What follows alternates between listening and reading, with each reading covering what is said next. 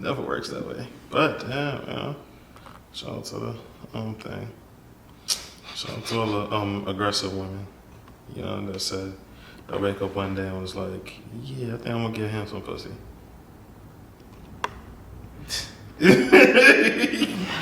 It's crazy. Shout out to all the real bitches. They either dead or in jail.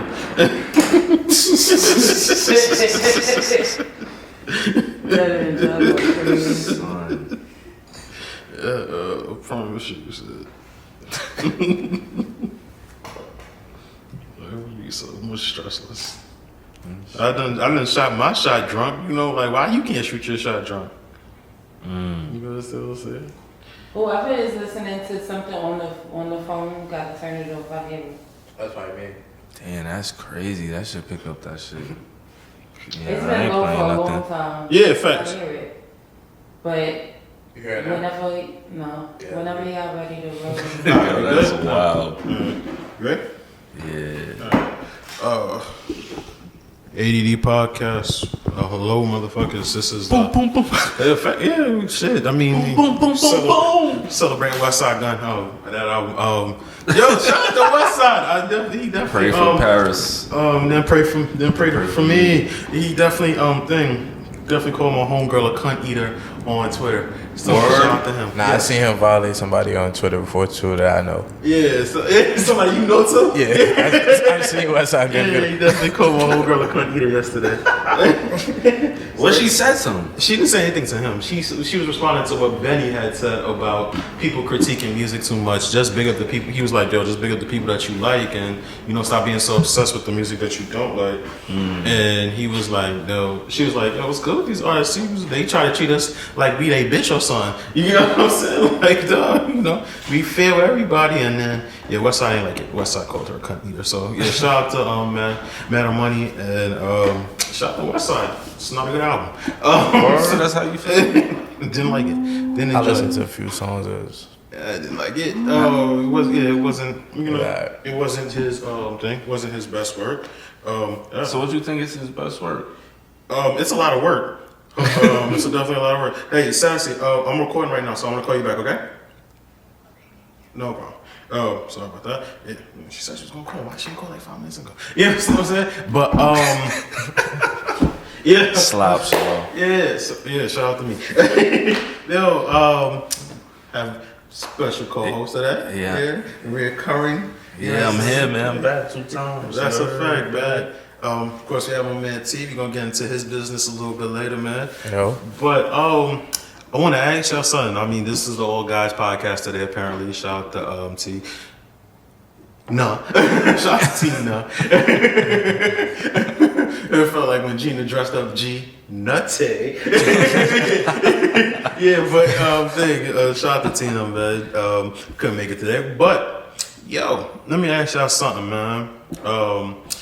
Gates, you have a kid, but obviously you have a girl, right? Right. See, you don't have any kids. Nah, no kids. No kids. All right, man. So I found out that my godson, is out here slapping skin. You get what I'm saying? And I'm trying to figure, like, his dad called me. He didn't call me. He texted me like 3 a.m. Was like, yo, I don't even know what to do right now. And I was a bit confused myself. You get what I'm saying? Because, like, I wanted to be like, right, great. But right. I didn't. But I also, I also be thinking, like, I also think, like, yo, what if it was my daughter? You get what I'm saying? Right. So I use my daughter as a reference point a lot of times when it comes to, like, sexual activities and stuff like that, because if I just look at it in the lens of it being a boy, I feel like I might try to, like, heap some sort of maturity on my son that he is not ready for. You get what I'm saying? Or any man for that nature. I know, like, sexualizing women have put me in a lot of bad positions that, you know, nah, for real, you know, not just sexually, like in real life, you know, like I've hurt, Nah, I hear that. I've hurt people that had no business being hurt. You get what I'm saying? Me just looking at women as being like a lusty ass. yeah, you type shit. You get what I'm saying? I was a habitual liar at you know, in high school, trying to get some, you know, in high school and college. You get what I'm saying? So like, how do we approach like giving game to young men about sex? You know what I'm saying? That's what I'd like to know. That's the question. Yeah. Well, for one, you know, being that I have a daughter as well, and you know, I think we need to give the game to like youngins in general. Like we need a general thing for the youngins, and then break it down more specific for boy and girl. But like just in general, I feel like our generation and maybe, you know, some before that and the generation after, I feel like we got exposed to sex mad early. Like some of it was like ill intentional type shit, motherfuckers getting fondled with at young by older adults or whatever the fucking case is. Then some of us just got exposed to it from illegal cable, watching the porn channel and shit on the low. You know what I'm saying? I think I see a nipple. So like real sex on HBO, and then you got the last button. You know what I mean? I just seen a meme about that shit. So it's like we got exposed to this shit, but nobody really prepared us with everything that comes along with once you start engaging in sex and or catching feelings or shorty on your body even more. Now you kind of like damn, I did what I did with her, but I'm kind of like I'm not even feeling it. Not even feeling it no more like that. You know what I'm saying? So when you, I don't know how son. He's a sophomore. And yeah, whatever. I ain't gonna get into me, but but that's around the time. You feel me? And some people say it's just a natural order, like that's around the age young teens, they hormones start doing whatever it's doing, whatever. But again, no, my point is, it's a lot of responsibility that come with having sex. And now, you know, niggas on the spiritual tip and shit, and it's sexual exchange of energy and all that, you know what I mean? Maybe we could kick it to the youngest about that more. I don't know, I just felt like we was exposed to some shit too soon and got us active too soon, and it might not have been the right thing. Cause even, you know, for the young boys, it's like, yo, bro, once you start getting the pooms, that's like all you start thinking about. Like, but then you got school, some motherfuckers in the sports. So at that time, you really need to be focusing on your mission and your purpose. And I feel like even with me and my experience, like once I got the yeeks, like that's all I was focused on for a while. You know what I'm saying? And it created mediocrity and other shit. Like, you know what I'm saying? If I was more focused on the shit that I really wanted to do, you know what I mean? Niggas would be in a better position at a younger age. Then you worry about the ends. Because now you up now there, you got better picks to choose from. Now you got the choices. So you know, I guess that's advice from Gates. What would be like your advice to a youngin', you know, getting in the game? You understand what I'm saying? Alright, I don't got no kids, so I'm talking to perspective of a nigga with no kids. But I don't know, 15, like he said, it's around the age, like when you're in high school. I was just like he said, you just gotta let them know what comes with sex, babies, STDs. Let them know that side of it, you know. I don't know what age is too early. Like you said, y'all have daughters, so 15 is to me like way too early. I mean, but then you got to be fair. You can't just be like 15 too early with the daughter and not with the son.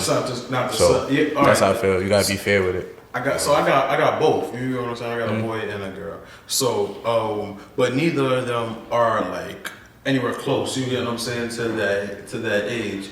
But I mean, like, said like, you know, my godson father is younger than me. You get what I'm saying? So to see him have to go for that, and we like, yo, we kind of want to congratulate him. Yeah, go. But you know, it's like I seen Mano was talking about it. You get what I'm saying? Like Mano's situation was weird. How he found out that his son was like, I don't think he found out his son was fucking. But I think like the first time he saw it, he walked in. He was like, "Yo, a shorty bagged him in a club, and was like, oh, she was like, oh, yo, who your friend? Your friend is cute." He was like, "That's my son." And you know what I'm saying? And so she introduced her friend to his son. So he was like, "Yo, we brought chicks back home." He was like, so, you know, they about like in their mid-20s. My son is 19 at the time. Son is like 19. Bring him back to the crib and stuff like that. Chopping it. I got shorty in the kitchen. He's like, I got one the shorty in the kitchen and shit like that. And he's like, next thing you know, I heard this loud ass scream. He's like, "Yo, what the fuck going on?" So he was like, yo, he walked into the living room. He was like, "Yo, my son is dead, drilling shorty on the fucking couch in the living room." And he's like, I don't know. He was like, "Do I push him off?" He was like, "I'm confused. I don't know what the fuck to do here." 19 now, you got like. Yeah, he was like, "Yo, am I a bad dad?" But it was like, yeah, he was like, "Yo, you could at least," that way could. But he was like, "Yo, damn, you could have took it to the bedroom." You know what I'm saying? He went crazy on the couch. He's like on my couch. It's just like, but I get it. You know what I'm saying? Like he don't know how to react. He's like, take his son to the club. He's seeing grown women like shaking their ass on his 18-year-old son. And you know, this is where I would like to think like this is where I thank God for having a daughter, because like I do think about it in that way. Like, how would I react if it was my daughter? You get what I'm saying? It's a completely different movie if it's my daughter. You get what I'm saying? I can't picture clubbing with my fucking daughter, you know, let alone us like banging people together. You get what I'm saying? Like, I don't know, like for some reason, like when you have a son, your son grows more into your homie, but your daughter gonna be your daughter forever. You get what I'm saying?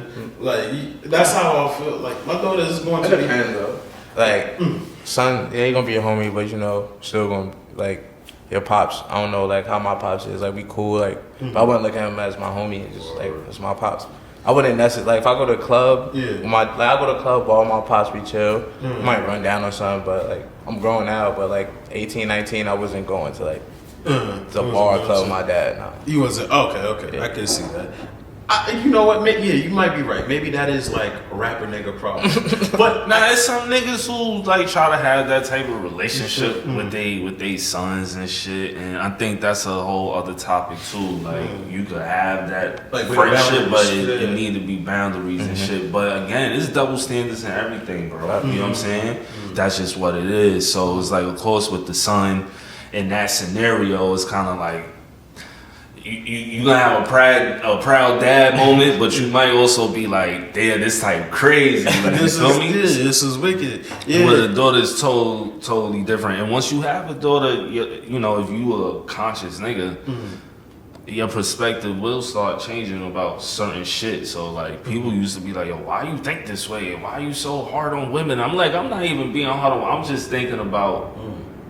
How your father might feel, or like, you know what I'm saying? Like, I'm like, you do it all, like, damn, like, your dad probably, like, you know what I'm saying? Because now I'm a dad. I'm thinking, like, damn, that was my daughter. I don't, you know what I'm saying? Just, you know, respectfully. Crazy. That's my daughter. You understand? But, so, you understand? That makes sense. I do believe, you know, that's the one. I think that's one of the reasons why God let me have a daughter first. You get what I'm saying? Because I'm still trying to figure out how that played out for me like that. But I think I get it. You know, like I think it has brought me to like a thing of like I wouldn't congratulate my son if I feel like an older woman took advantage of him. You get what I'm saying? Where maybe if I did have my son first and I found out like he was like 13, 14. Messing with like a 25-year-old woman, yeah, I'm not. You know what I'm saying? Like, I wouldn't have looked at it as like rape.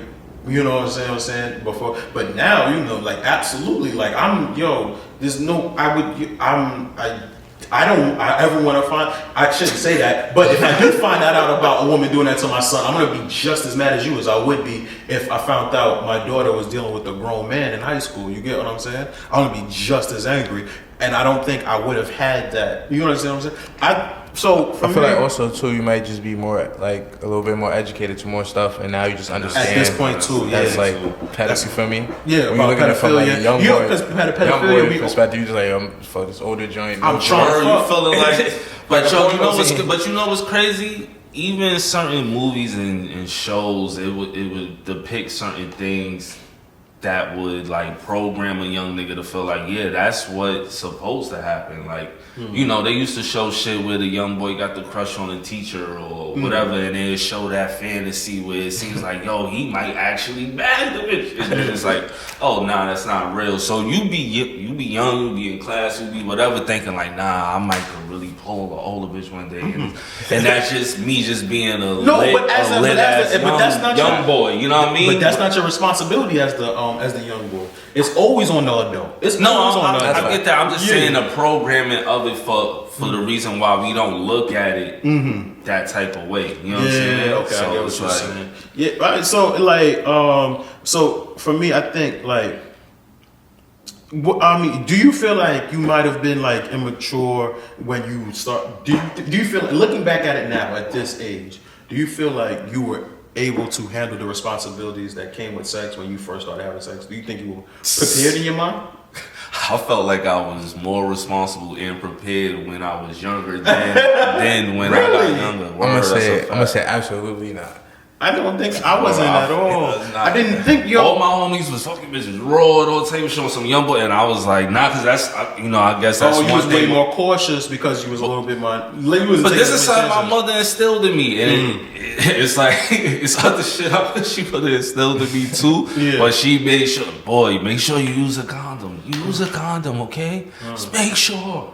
So that's, you know what I'm saying? And I always had a fear of AIDS. Like, I grew up in that era where, like, AIDS was on TV all the time. Like, so I always was like, whatever. But so all my homies that was skinny dipping and all that, I was like, yo, boy, you wildin', bro. What are you doing? This was before we thought HIV was a lifestyle disease. We thought it was just going to kill you. None of my niggas caught that shit. Yeah. so I'm like, hold on. This nigga ain't dead yet. This nigga, man, this nigga just got thing. All he got was the clap. He just go get that taken care of. Take a pill. Yeah, in fact. So for me, like, I think, like, I'm gonna go with T. Like, absolutely not. And the thing, I think the way I matured mostly was, I seen some girl say on a podcast, like, sex is something like a guy does to you instead of with you. I can say that, like, throughout most of like my 20s, that's exactly what sex was. Sex was, I was definitely doing it to you. I was definitely fucking on you. You understand what I'm saying? We wasn't having, I think now, I look back and I've talked to a lot of women that, I've slept with, you get what I'm saying? I've talked to them, have conversations and, and I seen the way I've heard them thinking like I was a cool dude, and they tell you like, for the most part, you wasn't a bad person. You just was like a slut. You understand what I'm saying? And like you treated me good, but you just had a bunch of other things going on. And I wasn't thinking necessarily like about their feelings with it. You understand what I'm saying? I was just thinking like, how do I acquire more vagina? That was a bar right there. I agree with you on that. I feel like I'm a little bit more emotional maturity. Like back when I first started, I'm younger. Like. I kill something and it just be like, like you said, shorty get more in your body. You just be like, yo, fuck that. Nah, I didn't say I was like that. No, I'm not saying like that, but you get. But that's how niggas is. Sometimes I got but like, now damn. I understand a little more. Like, you have sex with a woman, it's gonna be. It's a possibility. It's gonna be a little connection. Yeah, and I accept more of that responsibility of like, yo. I pursued her. I tried to, you understand that type of love, no? I pursued her. So it, like, what happens after that is a bit more of my responsibility. So let me be a bit more honest, a little bit more open as to what my intentions are here, instead of just like leading shorty on or something like that. Was it always like that for you? Fuck no. I wasn't trying to, I didn't care. And it wasn't like I didn't care to like, because I was trying to hurt you or anything like that. I didn't care because once I got what I got, that was, case closed. Because I know for me, bro, I was on some lover boy shit. Like, I wasn't just trying to get the yeeks and then peace out. You know what I mean? Yeah.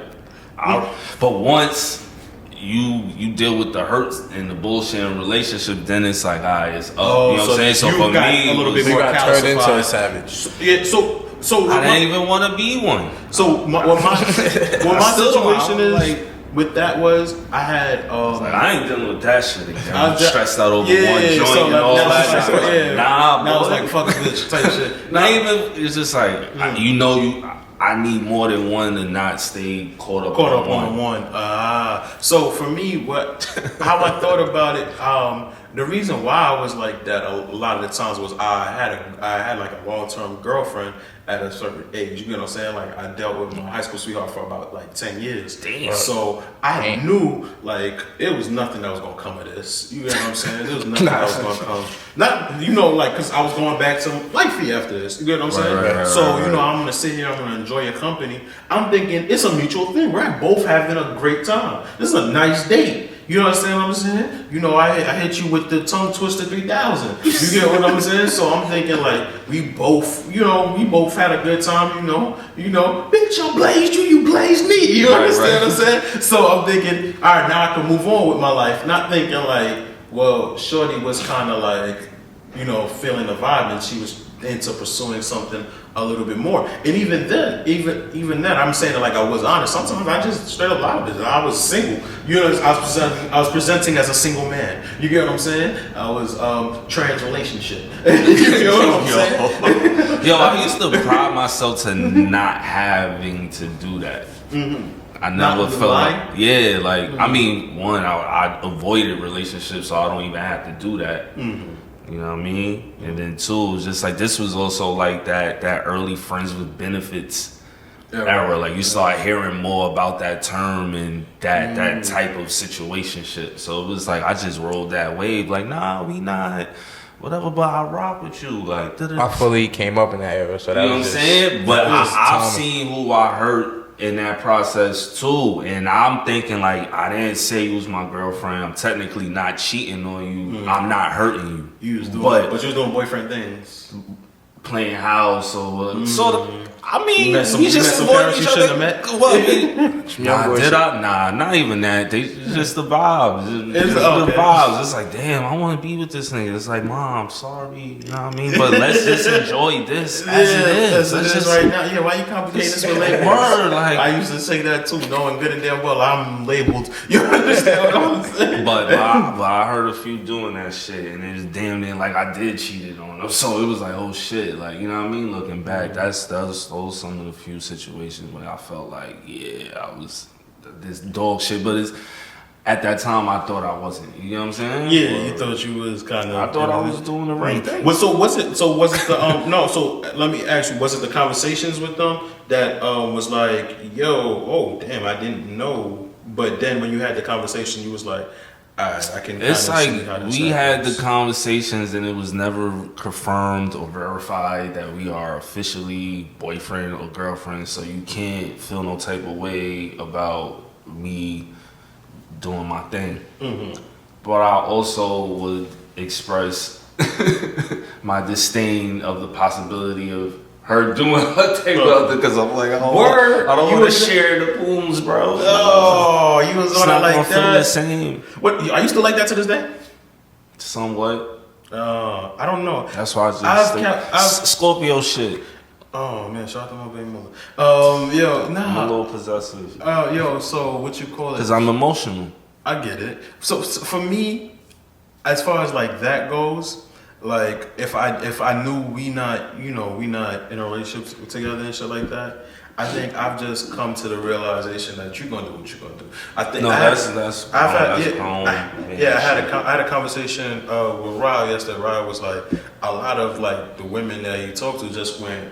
He was like, women are so much bolder these days, and he's kind of glad he's out the game because, women will tell you at this point they're dating multiple dudes. And he was like, in my day, he was like, yo, once I found out that there's another nigga courting you, right, or I'm sharing it, he was like, yo, I'm out. In my head, I was like, I don't know. I was never like that. I don't want to know shit. Unless you a Trini nigga, man. Baby, I don't care about nothing. I really didn't give a fuck. Like, unless I'm not asking, but if I find out, then it's a dub.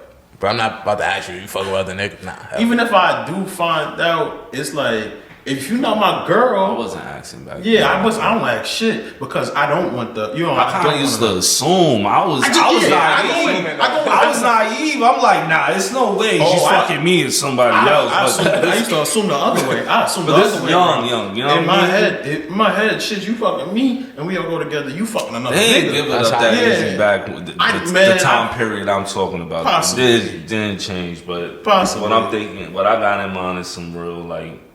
Yeah, Early you had age. some morals about you, didn't you, girl? Come to find out, you understand what I'm saying? Come to think about it, not really. You understand what I'm saying? So, shout out to all the ladies that didn't have morals, that was out here sowing their royal oats, and now are actually settled and married. You understand what I'm saying? You're my hero, you're my hero. You trickster, you. Yeah, you know what? You know that nigga like it. I love it. You know what I'm saying? Cause I don't know. That's my biggest fear, bro. I can't think of that shit, bro. Nah, it ain't my biggest think of fear, that. but that shit just. I can't the think thought of that it is because annoying. Can't think of that. Yo, bro, bitches delete their wholeness every day, B.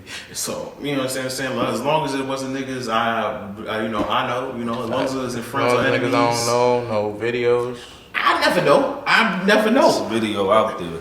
There's a As long as shit not leaked. There's a video, yeah. As long as it don't get leaked, man. As long as it's not leaked, I some- can't say that. I got some filthy shit on my thing on my ex. You understand what I'm saying? They say you're supposed to delete that. Never. But I'm never going to use it. I just remind myself, there was a point in time in my life I was that nigga. You understand what I'm saying? No, I'm just washed. So. Or these are all past tense stories. Yeah, facts. No, I'm just I washed. guess no love. Yeah, facts.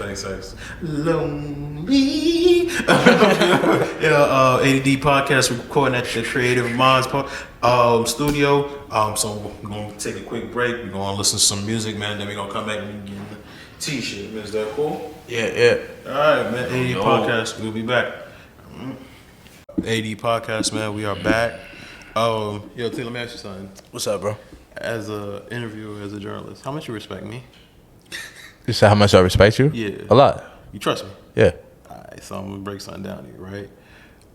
I'm gonna be doing this fantasy draft while I'm interviewing. That's fine. That's fine, bro. We're gonna get into depth, but Get your if I can get Luca, my bad. Get your team right, bro. You feel me? Get your team right, bro. So if y'all see me out here holding my phone and look like I'm not paying attention, I'm paying attention. I can do too. You understand what I'm saying? This man has a magazine. You understand what I'm saying? And if he trusts me, apparently I'm doing something okay. You get what I'm saying? That's a fact. Facts. Bet. Yo, how you been, man? I'm good, bro. Appreciate you bringing me out to BK today to do the podcast. That's a fact, man. So introduce yourself to the world. Let the people know who you are. Tion Bacotti. Most people know me as T. Harlem, New York native, founder of Diamond Cut Media. Future Media. Well, fuck Future now. Media, music mogul. Yeah. Fashion, everything. That's a fact, man. So, yo, let me ask, Bacotti, where your family from? As far as I know, like Black American, South Carolina. Like, North Carolina. Oh, okay. So you're American. yeah, Black American. Yeah. Okay. Yo, for some reason I always thought like the name just sounded African to me. My last name is I think supposed to be like French, but I have like no Haitian family members or anything. So Copy. Got you. Yeah. Shout out to them. definitely slave last name. Like, That's a fact. So, yo, let me ask you something. How is it you get into writing from Harlem, man? say that again. I'm sorry. How is it that you got into writing from Harlem? Oh. Because, Harlem got, like, big roots, Right. spoken word, poetry, Harlem Renaissance and all that. What got you into writing, man? I don't know to be honest. Well, I'm not gonna say I don't know. Let me think about it a little bit. I started writing when I was young. Just I used to write like stories, I guess you could say random stories. Like they weren't really about nothing, but I would write them, showing them my mom and stuff. And then I stopped writing for a little bit. I was just focused on like sports, and then didn't really care much about writing. Wasn't thinking about it. And then when I got to college, I was in this organization, whatever. I was always playing music on the computer. I went to school in South Carolina, SC State University, HBCU. So is that an HBCU? Yeah, that's a HBCU, South Carolina State University. I went down there to school. So I'm in this thing called Campus Activity Boards or whatever. I'm always listening to music. At this time, this is like 2016, so I'm playing like Dave East, A Boogie, like every day type shit. So this nigga's like, yo, you always listen to new music. Do you want to write about it? So I'm like, so it was introduced then. yeah, that's when it came in like that. He had a publication. Shout out to my guy, Slide Planet. He had a publication called Buzz Wars, and it was pretty big independently. So I was writing for them, and then from there was bouncing to other platforms. And then 2019, I was like, I'm just starting my own shit. So I started it, made the logo in my dorm room same night, some trash shit, like $20, but I made it. Then I just started writing articles, and then that's how I really got into writing. Like, but I've always been writing since I was young. So let me ask you something. What was your first article like in your opinion? My first one? Yeah. Damn, I don't even. What was my first one? No, you don't have to tell me what it was. I It mean, was if you actually- can't remember, but like, I think I wrote my very first article was actually. So I actually started. I got to backtrack. I started like this mock draft blog, but I didn't keep it going. I just made it, and then it was like 2014. 'Cause I remember it was like Jameis Winston and shit. Then I wrote like a little bio about like every player. That's when it started. So you started off sports. Yeah, because like I'm a sports junkie, but not. I guess you could say start off sports. Yeah, with the writing, yeah, definitely. So why you didn't stick to sports? What made you transition into like music? I just love music. Always listen to music. So what you rather write about? Music or sports? Definitely music. Okay, why? Just music. Just more of a love for music. I love sports too equally, but I feel like my music is more. You can do more outside the box with music when you write about music. Sports, I feel like it's more about a book.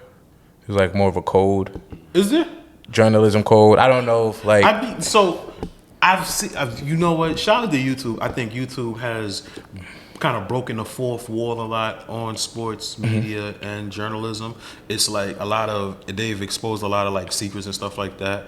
I was watching like Marcellus Wiley and stuff, and he was talking about how like a lot of sports journalists, they quick to talk about like the athletes and things like that, but they don't want to talk about each other, or they don't want to critique each other's work and stuff like that. Even when you do know like somebody is doing a hack job or something like that, they don't want to. So is it the code in that type of way you mean? No, I just feel like how you speak about sports compared to music. Like your music, I feel like is more opinion based in sports, because sports is gonna get to a point where like stats and shit gotta come into play.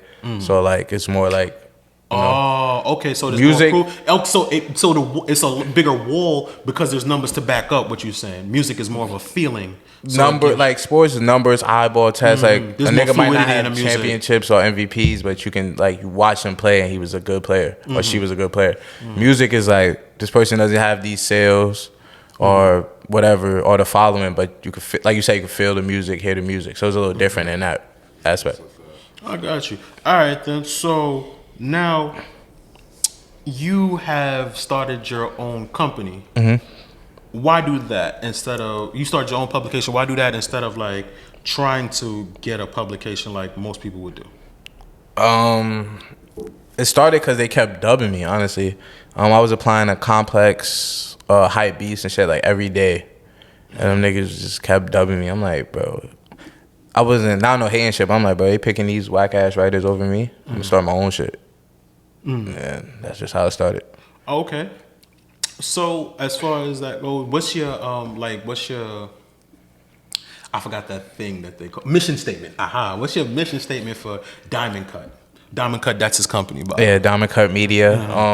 Diamond Cut mission statement. I don't necessarily have a mission statement per se. Maybe I need to work on that. But my elevator pitch mission statement, I just put it like this: like, say you're at a let's take it back to high school. You're in lunchroom. You know, you got your different tables, your different cliques, right? If it was a Diamond Cut table, you could have the hood niggas and the nerd niggas at the same table talking about the same shit, whether it be music, fashion, sports. Like Diamond Cut, kind of just like a bridge for the community. Because if you go on like our website and see what we cover, it's like more than music, community events, cultural stuff like that. We'll love to get into sports since I love sports so much. Maybe if it's not me, like somebody else do it, but. So yeah. you would say like you're very like blog era kind Heavy of influenced by blog. Yeah, that blog era influence. Heavy influence. I was on Hot New Hip Hop like every single day after school on that Piff every single day. So I would say the sites that like inspired me or what inspired me would definitely be like Hot New Hip Hop, Two Dope Boys, Tumblr, those type of layouts and era. Because that's the era I came up in. That's the era. I be trying to think. I think. So me personally, The creative era of New York City. That's the era I came up in. So I don't think it's the. So I always tell people this. I don't think it's the most. I don't think it's the best music, or it's the best era of music, but it's my favorite, and I think it's just my favorite because it resonates with me the most. You get what I'm saying? I think Currency, just based off of that, Currency is like one of my top. Are you talking blog era? Yeah, Yeah, for sure. Like Currency is one of my top 10 favorite rappers, and I think like had he been come out of any other era, I don't see how that's possible. But I just remember like just going on plays and missions and like starting off on my own media journey and just like Pilot Talk being the soundtrack to that. Even like the meaning that Cushion Orange Juice has to me. You get what I'm saying? Or even a Taylor Allderdice.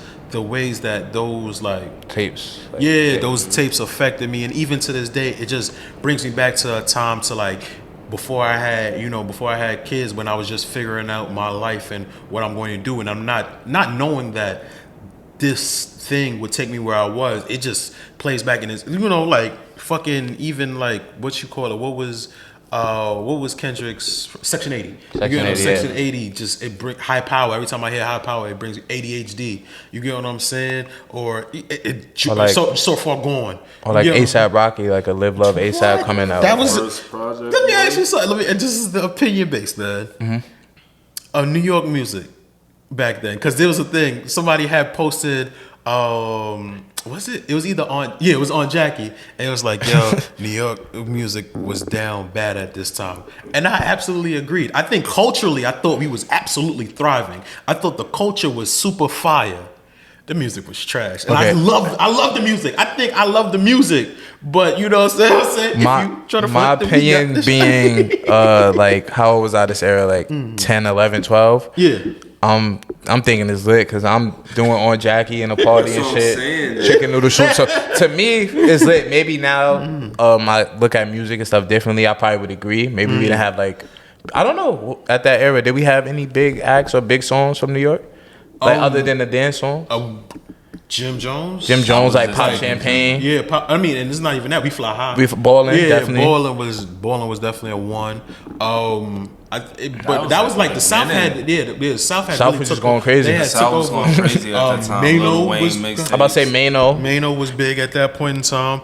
You understand what I'm saying? But at this time too, this is I was really just listening to like. Nah, we didn't have. It was. You had to be from New York. Auto-tunes, Jay dropped something. but that was type.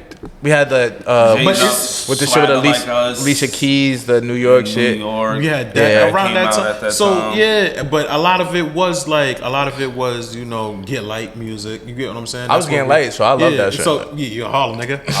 I was DJing and I was getting light too. It's like listen, if the music have a purpose associated with partying, and then you can't necessarily call it trash. Like, you know what I'm saying? This is not to go against a Section 80 that came out at that same time. Like, you should, you know what I mean? You can't compare it. No, right. So that's not, I didn't, it's not, but at that same time, you still had DZA, you still had other DZA was, the underground was definitely crazy. A lot of our shit was underground. So, like everything, like a lot of the thing. So I saw you had ASAP, like you said, ASAP, DZA. So I didn't call it trash because I was comparing it to what else was out during the blog era, or even the trap music. I just thought, the lyrics was fun. And the lyrics was fun and simple. Hit me on my sidekick. Hit me on my sidekick. Right. You understand what I'm saying? Like, these music, it wasn't good music. It just made you feel good. Fact. It's just shit that you could put on your MySpace page. Fact. You get what I'm definitely saying? That type of music. Yeah. So it was. It's like what a lot of people would say about like today. Like I was bumping a lot of Max B during that time too. Even as a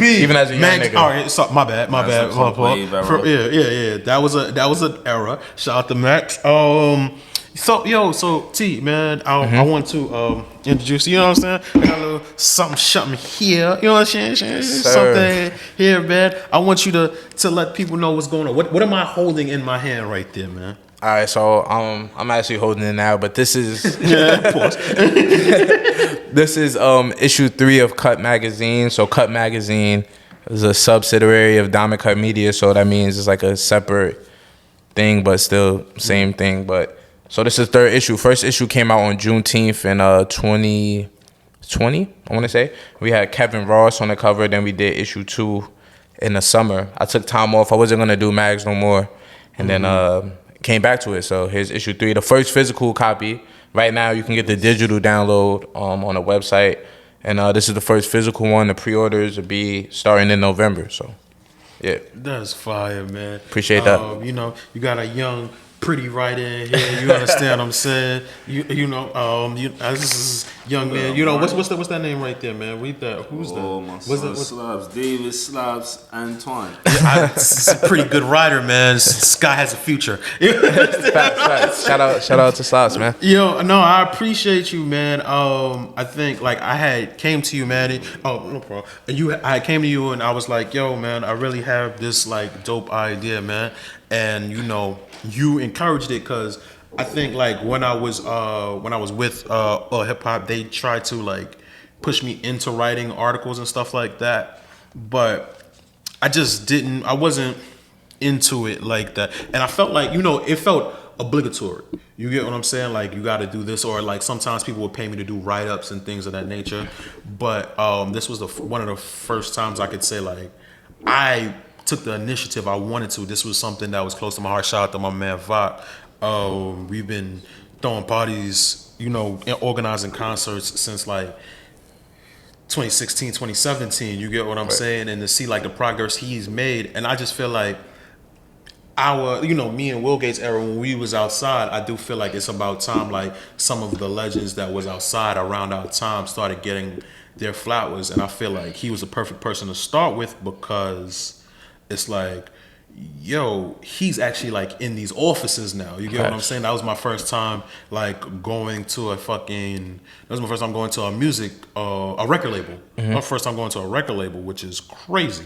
But, but yeah, I appreciate like you are giving me a platform to express that because, you know, as I'm getting older and stuff like that, I do believe some of these stories do need to be told, you know, and you gave me a platform for that. So I appreciate you for that, man. Thank you. Yeah, of course. I remember I seen you at that museum pop-up downtown at like LES, and then he was telling me about the story.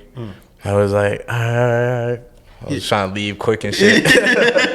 I appreciate that. I appreciate you for hearing me out and letting me, you know, manifest what I thought of, man. What's next for you? Because I think like for me, what's more important to you at this point? Is it like finding the ways to cash out on this, or is it the creativity?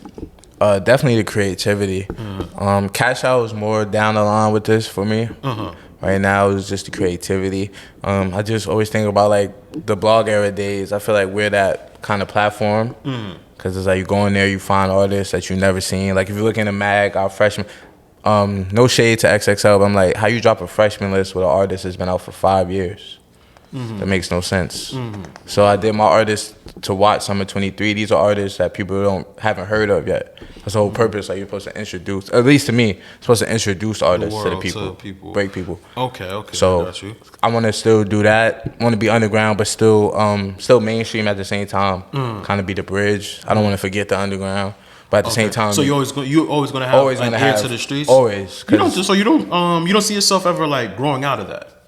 No, never. Oh, I feel like that's the best music. Mainstream shit has always been trash to me since I was young. I got you. Like, so for me, I don't know. Like, I try to pivot a little bit out of hip hop, and not because I don't love hip hop or not because I don't like hip hop. I just feel like I don't want to fall out of like I don't want to do what Double XL did. You get what I'm saying? I don't want to be like, oh, this is the new shit, and it's really not that new shit. Like you just catching on type shit. I don't want to be playing catch up. And then even if I don't like the music, I gotta talk about the music because you understand what I'm saying. Like I find myself like now, and it's not even consciously or purposely, I listen to a lot of old niggas. Not old music, just old niggas. You know what I'm saying? Like, I like a lot of 38 Special. I like a lot of Rome Streets. I like a lot of, and it, like I said, and it's not. Even with them being older, they can still make I would put one, but maybe not them because they're known already. They have like deals and they're established.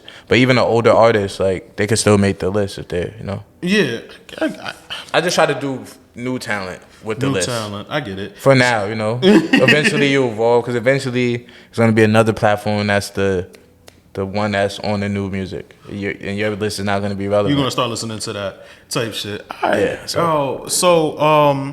As far as Diamond Cut goes, man, what's the goal for this? Where do you want to take this? Is it going to forever be a magazine? Is it going to forever where do you want to take this? A true media platform. So you kind of see like Revolt, how Revolt is. They have the website. They have a network. Definitely want a network. This era of streaming, we could do our own thing. YouTube is pretty much my network now.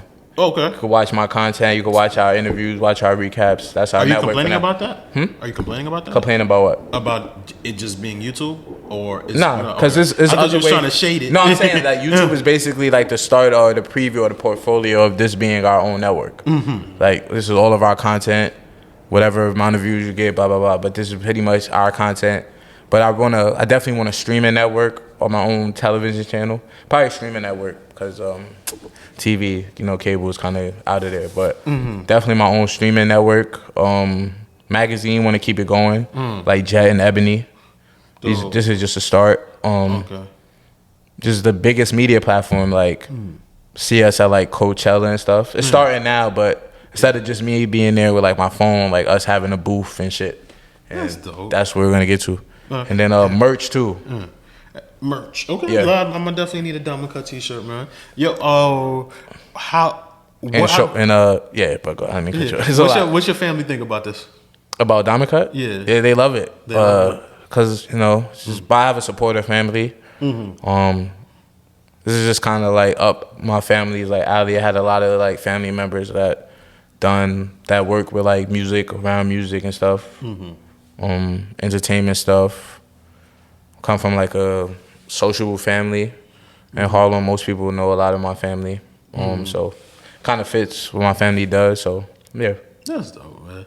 All right, man. Let them know how they can access your media, and let them know how they can get one of these dope copies. You understand what I'm saying? All right, so first things first, you can go to diamondcutmedia.com, cut with a K, so diamondkutmedia.com. You can see everything we post, all the articles, all the recaps, all the interviews, and you can purchase issue 3 of the magazine and also issue 1 and 2 if you want to go back and see. We're on social media with the same name, Diamond Cut Media with a K, K-U-T. On Instagram, it's just the letter D and then K-U-T Media on Twitter. Same thing, Diamond Cut Media on TikTok. If you want to follow me personally, my Instagram is the letter U, the word no, K-N-O-W, and then T-E-E. On Twitter, T-E-E, and then D Cut Media. And pretty much just go to the website, go to the Instagram, and you can see everything. Subscribe on YouTube, Diamond Cut Media, and that's pretty much how we rocking out now. Yo, don't nobody play power forward in the NBA anymore, man. What the fuck? ADD podcast. I just want to let you know my team is alright. You know what I'm saying? Might be alright. All right, man. ADD podcast, man. Once again, it's still free. The land, Palestine, and all that. You know what I'm saying? I pick a side, and I'm staying there.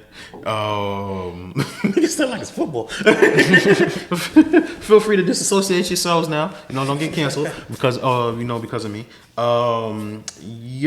So still drafting. Let me ask y'all something. As far as it goes, right? Are we at the point where we need to mind our business with this whole Jada Will Smith thing? Yeah, but I feel like all the information we got though, nobody asked for this, so it's like we've been minding our business. They just keep telling us shit. So at this point, fuck it, keep it going. Nigga said I've been minding my. Let them cook. Nigga,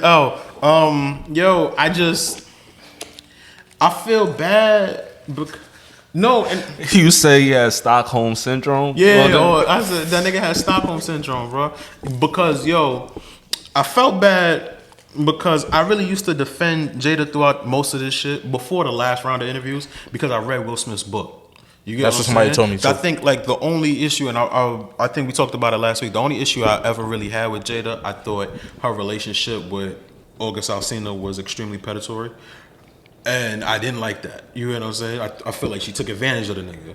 But besides that, like all the like her having like outside they like Will Smith said in their book, you know, they broke up. They wasn't together. You get what I'm saying? He was doing him, and you understand what I'm saying? D said this in his book, and a lot of the things like we do, like a lot of the things that we did see and stuff like that, he forced it on her. You get what I'm saying? Like by the time when he had asked her out and stuff like that, she didn't want a wedding. You get what I'm saying? She was like, she didn't want a wedding. She didn't want to live in Hollywood or any of that. She did all that stuff for him. Mm-hmm. So it was definitely a big point in time where I was just like, I can't say team Jada. I was just like team mind your fucking business, because apparently, you know, she made a lot of sacrifices for their relationship to work. Granted, now she's just out here volunteering shit that just make my man look crazy. And well, she's about to drop a book, right? Yeah, she's about to drop her memoir. And my man Pre was like, yo, he was like, yo, y'all sitting here caping for this nigga when this nigga is playing into it his damn self. Which he might be. And if he's playing into it, I feel even worse for him, because it's like, you not selling no books off of the strength of like fucking up my shit. You understand what I'm saying? Like, that's just what we not gonna fucking do. You know, like even like I even thought like the Red Table Talk they did was like extremely like tacky. You get what I'm saying? Like I'm not Kobe Bryant's wife. I'm not sitting here for you to tell me how you cheated, and you know what I'm saying? No, we not doing none of that. Like, bitch, you figure that out. You fuck the young nigga. You understand what I'm saying? I didn't fuck him. You understand what I'm saying? Like that was on you. That was on you to figure out. But that's the point of it all, though, man. Mm-hmm. You know what I'm saying? Like I said before on other episodes, all this shit is wrestling. To me, like that's my theory of all this shit. Like all these industry motherfuckers, this shit's like Love and Hip Hop. It might be some real shit in between, but kind of going on, but everything else is scripted. Even Will Smith said the shit the other day as a joke that, hey guys, you know, my relationship with Jada has really just been like a public social experiment. Ha ha ha. That's what I feel all these celebrity relationships is, because they connect celebs together. They look good together. They gonna make a lot of money together. It's all about money. That's why this shit is going on when she about to drop a book. What I find interesting though is that this shit is going on while we in a like fucking brink of World War III type shit. That's do you feel like that's where this is headed? Recession and shit, niggas worry about. I give a fuck about Jada, but that's the point. They need to keep niggas distracted. This the shit that the black community is gonna be distracted by. So what's the shit that the white people are gonna be distracted by? What's I don't even know. I don't pay attention. They got shit. They got shit going on. I don't know. I ain't in they loop. They got shit. They got shit for them too. Yeah. Word. They arguing about something online. They got they shit too. Word. All right, but so also want to talk about. I don't know if you've seen this go viral. Like shorty with the 48 oysters. I didn't see no video, but I saw everybody talking about it. The 48 That's funny you mention that, because again, even that, I feel like that's connected back to even the Will Smith and Jada shit.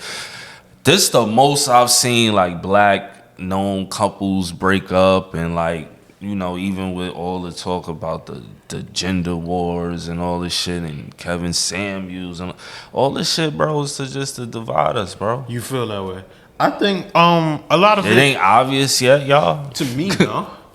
I don't think it's obvious. I think these. I would just blame everything on you being Trinidadian. Maybe you should. Probably. I feel like why is it always like I don't think the black community that always at those type of conversations? It's not like I don't think because black woman versus black man. Like it's to a point now. Like as soon as you open Twitter, you're gonna see that. And I don't feel like it's that way in real life. Not in real, maybe not because we a little older. Like, it could be because I'm Trinidadian, and you understand what I'm saying. Yeah, not having those type of conversations. Like come over. It is some people that think like that. Yo, listen to the new Trini music, new soca, man. It's a Trini lot of Black. fucking going on. It's a lot of so fucking. they ain't arguing. They ain't arguing about. Niggas said They they just fucking. fucking. So shout out to all my Trinidadians. It's just mad lusty. No, I'm like, all right. So this is my situation. All right. So let's. All right. I don't know because I started off with the 48 oysters, right? But like, let's talk about the gender wars as a whole. Mm-hmm.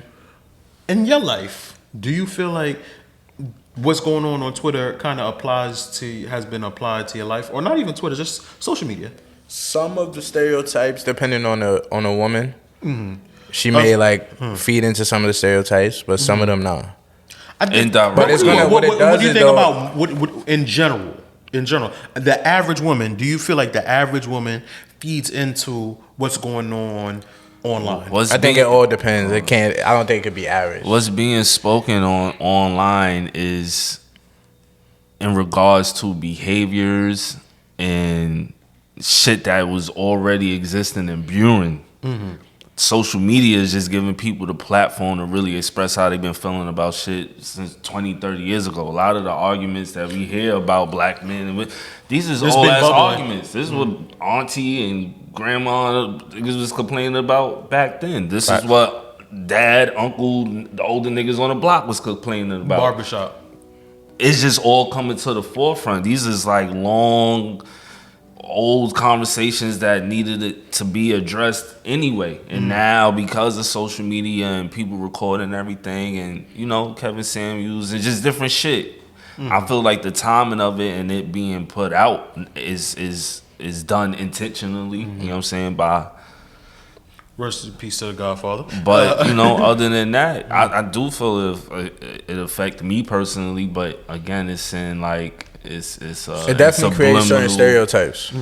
Do you feel? All right. So let me ask you something. Or perpetuates certain stereotypes. As men, how much value you feel as a man your worth has been put into your wallets? All of it. All of your worth? I feel like that's all it. That's everything. That's all it is, bro. A lot of it though.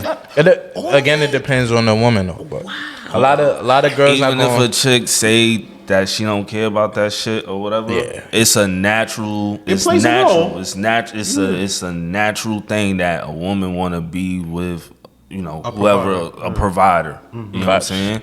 Because if you can't take care of her and her young, that's a threat. That's a problem. You know what I'm saying? We could break it down from the basics of nature and animals to us as humans.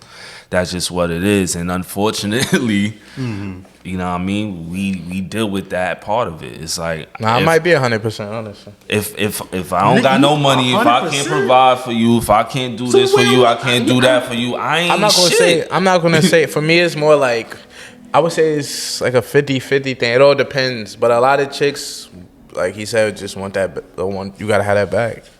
You said you gotta have that bag. I mean, again, it's security, but as time progressed, security has inflated, just like everything else. You know what I'm saying? Bread or whatever. And then, loaf of bread used to be $50. The social media. So what you gotta do to make a chick feel like you that nigga and she's secure and dealing with you has inflated. Also, the price went up. The price of everything going up. The price of the brick going up. The price of the brick social went up, media and Love and Hip Hop just got them wanting to live a certain lifestyle too. Right. So it's like, now I gotta buy you bags and shit. But I've never been asked to buy a bag. I'm just using that as an example. But right, because there's extremes of it. You know what I'm saying? You got this man could take care of basic necessities, this, that, and the other. Also, being aware of what's going on socially and with economics. You know what I'm saying? Like, in these conversations, it's as if women or whoever is not really looking at the circumstance that black people as a whole, not even just black men, but black people as a whole have been dealing with for the past 100, 200 years. So to expect the same treatment that a white woman may get from her husband, or because we love bringing up other cultures. I'm like, y'all niggas don't even be around these other cultures to know how they really living. Because in those other cultures, their women and the daughters and the sons and everybody is contributing to something. My situation. So what the fuck y'all talking about? So my situation with comparing ourselves to other cultures is, why would you want to compare yourself to the oppressor? You get what I'm saying? Some of the other cultures ain't oppressors, but to most people, the shining light is white people. You get Facts. what I'm saying? The shining light is white people, and then maybe Asians or something like that. Right. But No, you know yeah. what I'm saying? I don't compare myself to any other cultures. I compare myself to what's being needed and how are we going to meet these goals of what's being need of what we're going to do. You get what I'm saying? So it doesn't have anything to do with, to me, it's nothing to do with anything culturally. If we're not on the same page as that, we're not on the same page as that. Can't no bitch that's looking for a nigga with money judge me. You get what I'm saying? Because bitch, you the one looking for it. Apparently you the fuck need it. But that's how you look. But I'm telling you, the nature of it, that's not necessarily how it play out. You know what I mean? Now, in regards to comparing to other cultures, we shouldn't compare, but we should be aware of what's going on. But how do you become aware? Because like you said, we don't know what the fuck going on. Oh, you can Nigga, go to Chinatown, go to Bay Ridge, go to. Watch, look at your, and that's the funny shit. We be around the shit all the time. Who's working at the laundromat? Who's working at the? It's right there. But we ignore the shit because we got this inflated pride. Also, because we made it out of the same struggles that those oppressors done put us under. But for some reason, we don't realize that wasn't that long ago that we just got up out of that shit. So what we really need to be doing is coming together. We ain't in a position to be like, oh, we just need the black man to take care of everything. Like, nah, that's just not exactly. We not there. We you know what I'm saying? I think that's the issue black men and black women been having, and been the issue of, well, I just need you, forget the man. It don't matter about the man. I just need you to pull yourself up from the bootstrap. I don't care if the white man is oppressing you. And niggas was still getting lynched and getting hosed down, and they was getting hosed down too. So again, it created a weird ass dynamic between us, and we've been butting heads since forever, bro. It ain't like, you know what I mean? They fucked us up. I could say at least about this conversation, us having about the gender wars. I can at least say this one has been a little bit more progressive. I don't feel like we were playing a blame game here, even though it ain't no niggas need to put the blame on the real motherfucking blame. I don't feel like this. I don't feel like this conversation we had just now. We were. You know what I'm saying? Pointing fingers. Yeah, we were pointing fingers, or we were condemning black women. Because I hate. Because we all played a part in it, bro. But at the end of the day, it's like that because we've been programmed to view each other a certain way. Same shit. And that's just what it is. When niggas realize, or whenever they ready to unprogram themselves, deprogram themselves, then maybe you see a change. But other than that, and then you got all the music and other shit like pushing the message to just use niggas or to just do, you know what I mean? It's just, I think it's all intentional though. I do believe though that the music is. This is why I don't think I don't think the music is being pushed. I think the music is what people are accepting and what people are choosing. Because now, if we look at it, I do believe like there's a turning point coming now as far as like the women's music. I do believe like we're now seeing like even like the last City Girls album kind of like it tanked.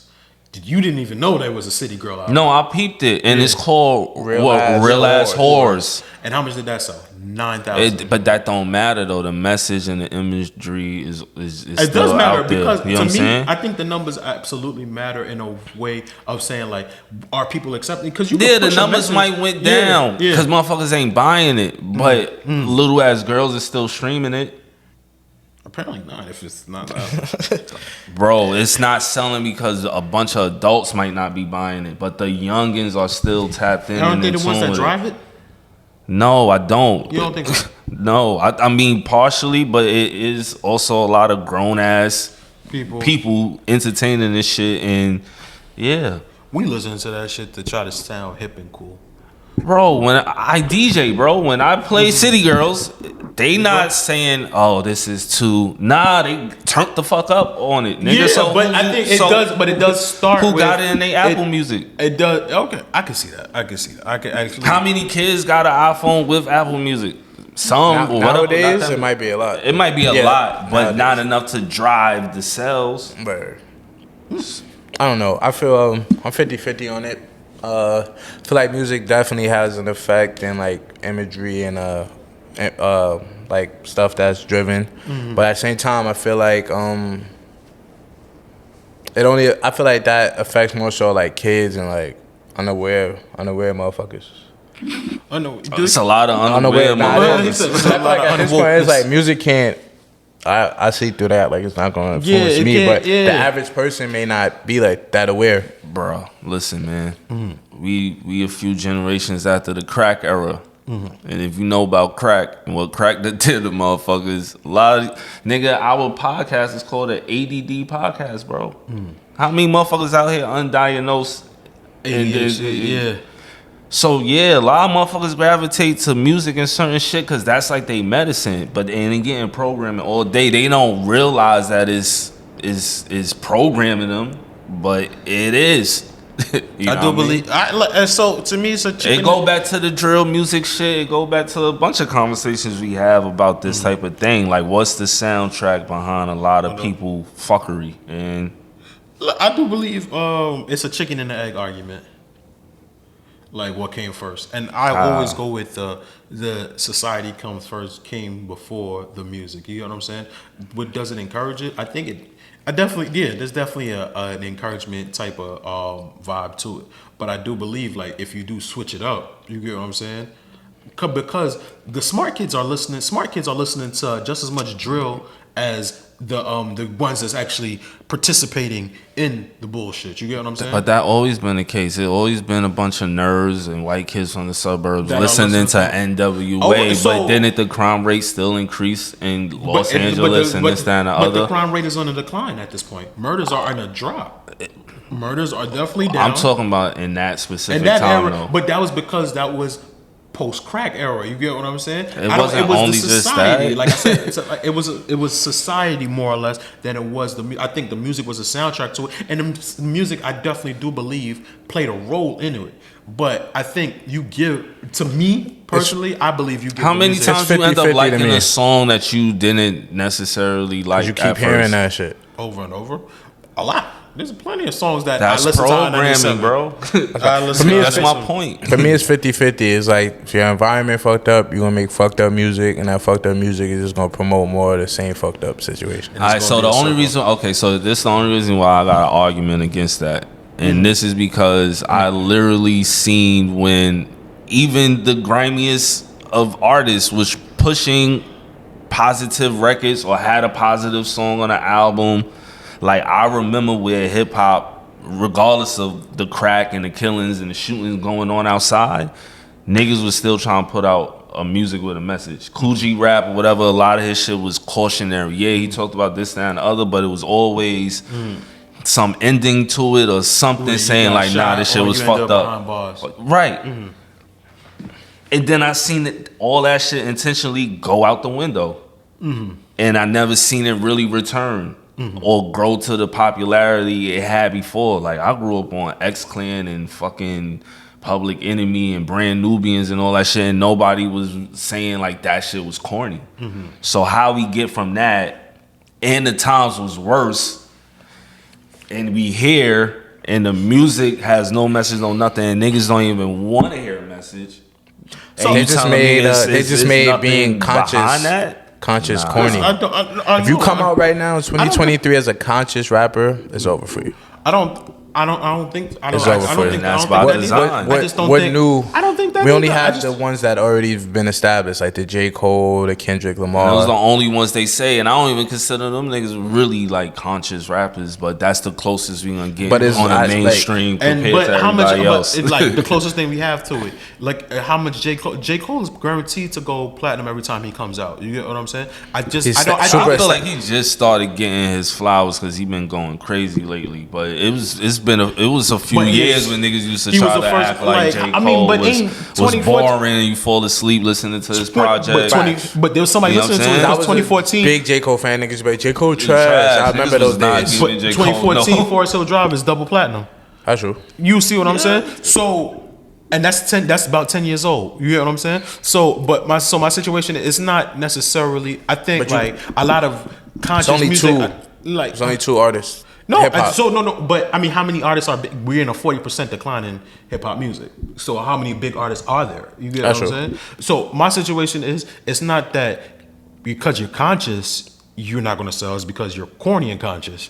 A lot of the music don't be that good. I think like with anything, like the reason why drill is fading is because the music isn't good. You get what I'm saying? It's whatever, and that's like those are two juxtapositions. You get what I'm saying? Like you have drill versus conscious, and they're both in a big decline. I think like we just talked about the City Girls. It's in a decline. I think at this point it's a quality of music, and everything is a bit in a decline. I think you make the best ratchet music and people fuck with it, you're gonna sell. And it's gonna look like it's messaging. I think if you come out with a great conscious album, it's going to sell. I don't believe that. I do believe that. Bro, if you work in marketing and you like everything is intentional. Like these motherfuckers go look at the album covers, look at the song list. They go through this for months and months and months, and then they put it out.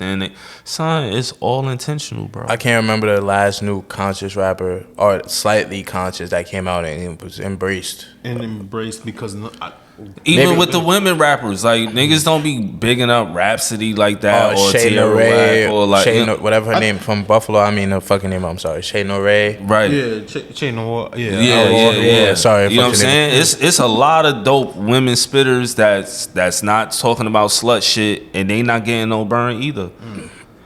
But you know it And is they though. nice.